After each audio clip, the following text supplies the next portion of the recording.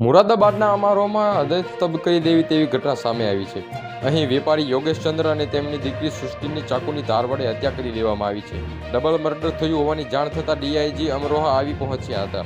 હત્યા રાત્રે ક્યારે અને કેવી રીતે થઈ તેની જાણકારી હજુ સુધી પોલીસને મળી નથી. સીસીટીવી કેમેરા બંધ હાલતમાં જોવા મળતા આરોપીઓને શોધવું મુશ્કેલીભર્યું બન્યું છે, જેથી અંદાજો લગાવી શકાય છે કે હત્યા કઈ રીતે થઈ હતી. હત્યારાઓએ ગુનો કર્યા બાદ સીસીટીવી કેમેરા બંધ કરી દીધા હતા, જેથી તેમની ઓળખ પણ ના થઈ શકે. મૃતક વ્યક્તિને એક જ છોકરો છે, જે ઘટના સમયે ઉપર પોતાના રૂમમાં સૂઈ ગયો હતો. તેણે પણ આ ઘટના વિશે કંઈ જ ખબર ન હતી. મૃતકના પુત્ર ઈશાકે જણાવ્યું હતું કે દિલ્હીમાં જોબ કરે છે, છેલ્લા 2-3 દિવસોથી અહીં આવ્યો હતો. તેના પિતા સવારે દોસ્ત સાથે ટેબલ ટેનિસ રમવા જાય છે, ત્યારે તેમને સવારે ઘરનો દરવાજો ખુલ્લો દેખાઈ દીધો હતો. તેમને રૂમની અંદર આવીને જોયું તો સન્ન રહી ગયા હતા. મેં જ્યારે આ ચિત્ર જોયું તો પપ્પા અને બહેનની લાશ લોહીલુહાણ અવસ્થામાં પડી હતી. ઘરનો સામાન પણ વેરવિખેર અવસ્થામાં હતો. ઘટના સ્થળ પર જ ડીઆઈજી મુનિરાજે જણાવ્યું કે એક જ ઘરમાં 2 લાશો મળી આવી હતી.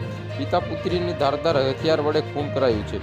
અમુક શંકામંદ લોકોના નામ માલુમ પડ્યા છે, જેમની તપાસ થઈ રહી છે. જલ્દથી જ આ હત્યાનો ભેદ ઉકેલાઈ જશે. પળે પળની અપડેટ મેળવવા માટે અમારી ચેનલને લાઇક કરો, સબસ્ક્રાઇબ કરો અને બાજુનું બેલ આઇકન પ્રેસ કરો, જેથી કરીને અમારા દરેક વિડીયોની નોટિફિકેશન આપને મળતી રહે.